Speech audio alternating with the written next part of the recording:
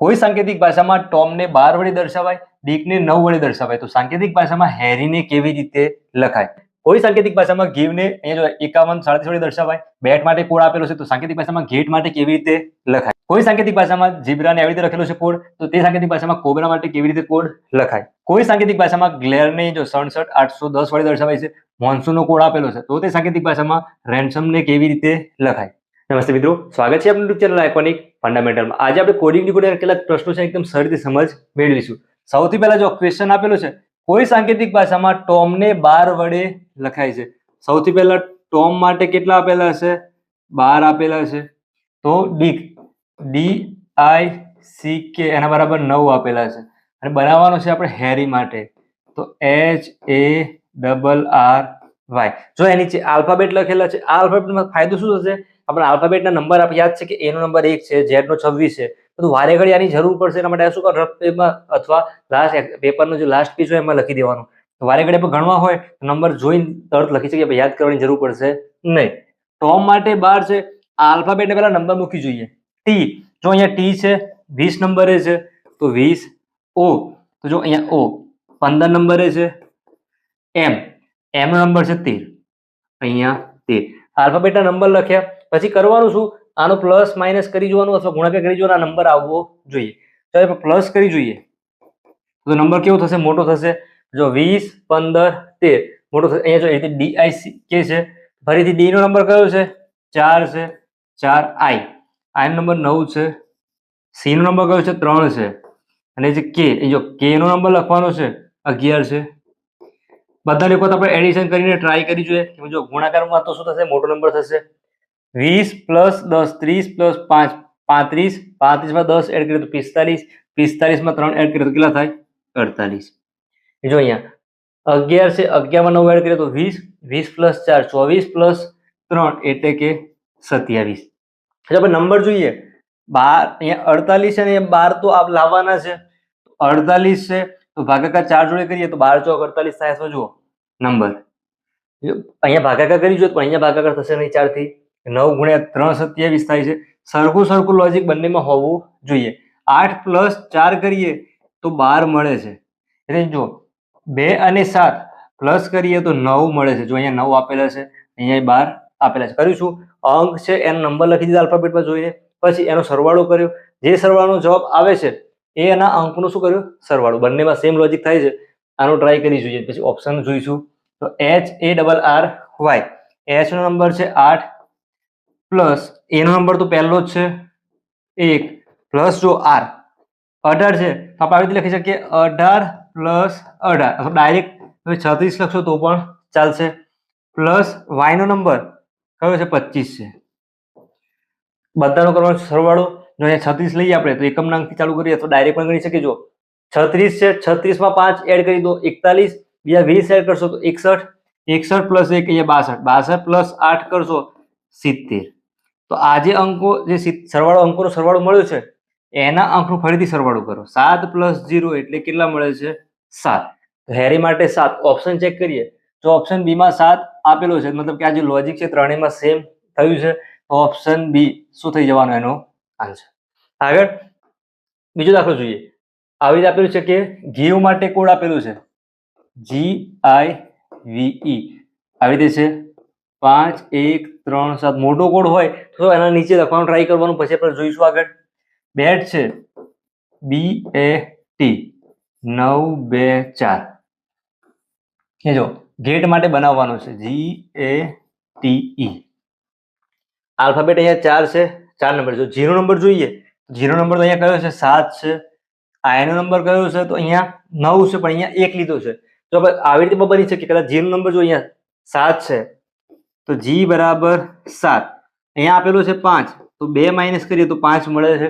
એવી રીતે I માં નંબર કયો છે? 9 છે, તો I નો નંબર છે તો 9 - 2 કઈ 7 આપેલો હોય. તો આવું પણ લોજિક આગળ ઘણા દાખલામાં આપણે આવશે, અથવા બીજા દાખલા જોઈશું એમાં આવી રીતે લોજિક વાળા દાખલા પણ જોઈશું. અહીંયા એવું છે નહીં, જો અહીંયા 1 આપેલો છે, આ લોજિક છે કામ લાગશે નહીં. જેમ તમે વધુ પ્રશ્નો શીખશો એમ અલગ અલગ લોજિક જોવા મળશે. શું તો એક લોજિક જોવાનું, એ લોજિક બીજામાં જોવાનું, બંનેમાં હોય તો ત્રીજામાં ટ્રાય કરવાનું. એમાં બંનેમાં અલગ અલગ લોજિક કામ લાગશે નહીં. તો જો અહીંયા ટ્રાય શું કરીએ, આલ્ફાબેટના સામે એનો કોડ સમજી લઈએ. એવી રીતે ટ્રાય કરી જોઈએ. જો અહીંયા કોઈ આલ્ફાબેટ છે રિપીટ થતો નથી, BAT કોઈ છે નહીં. જો G અહીંયા છે તો પહેલા G છે, G માટે લઈએ 5. એ અહીંયા છે તો એનો છે સામે 2 નંબર 2. T ના સામે 4 નંબર છે. E ના સામે 7 નંબર છે, અહીંયા 7. એટલે 5 2 4 7. 5 2 4 7. ઓપ્શન નંબર બી શું થવાનો, એનો જવાબ થવાનો. ખ્યાલ આવ્યો છે? આગળ અહીંયા જો ઝીબ્રા માટે કોડ આપેલો છે, અહીંયા લખી દો ZEBRA. કયો કોડ છે? 26 52 181. અહીંયા જો વડે દર્શાવાય તો તે સાંકેતિક ભાષામાં કોબરાને કેમ લખાય?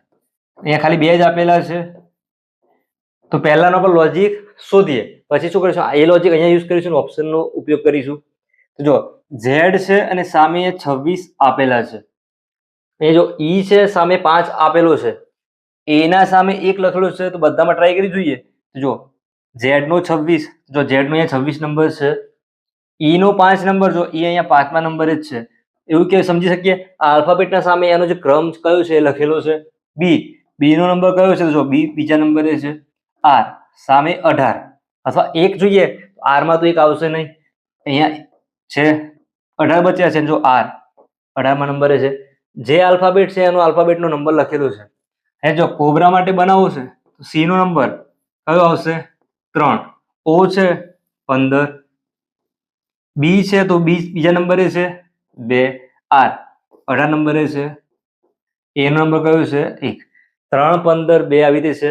જો 3 15 આ નથી, 3 15 છે, પછી 2 18 1. તો 3 15 2 18 1. તો 3 15 પછી અહીં તો 2 છે ફરીથી, પછી 8 છે એટલે આ નથી. ઓપ્શન નંબર સી આ શું થવાનો એનો જવાબ. ખ્યાલ આવે છે? આલ્ફાબેટ એની સામે એનો જે આલ્ફાબેટમાં જે નંબર છે એ નંબર લીધેલો છે. આગળ બીજો પ્રશ્ન જોઈએ. પણ જો તમે ચેનલમાં નવા હોય ચેનલને સબસ્ક્રાઇબ કરજો. આવા જ અલગ અલગ પ્રશ્નો છે કોડિંગ રિકોર્ડિંગના, એના ઘણા બધા વિડીયો મૂકેલા છે, પણ તમે પ્લેલિસ્ટમાં જઈને જોઈ શકો છો. આવી રીતે બીજા અલગ પ્રશ્નો શીખવા હોય, જેમ કે ગણિતના છે, રીઝનિંગના છે, તો એના પણ બધા ચેપ્ટર વાઇઝ અલગથી વિડીયો મૂકેલા છે, પણ તમે પ્લેલિસ્ટમાં જઈને જોઈ શકો છો. વિડીયો પસંદ આવે લાઈક કમેન્ટ સાથે શેર કરજો. એ જો ફરીથી કોઈ સાંકેતિક ભાષામાં આપેલું છે ગ્લેર, જે આપેલું છે નામ એ લખી દો. એનો કોડ આપેલો છે સામે 6 7 8 10. મોન્સૂન આપેલું છે MONSOON છે. આવી રીતે 23 95 3 3 9. સામે બનાવવાનું છે આપણે અહીંયા જો RANSOM.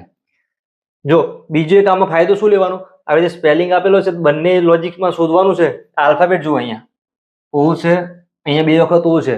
તો તમે કોડમાં નજર કરશો તો જો સામે 3 3 3 દેખાય છે.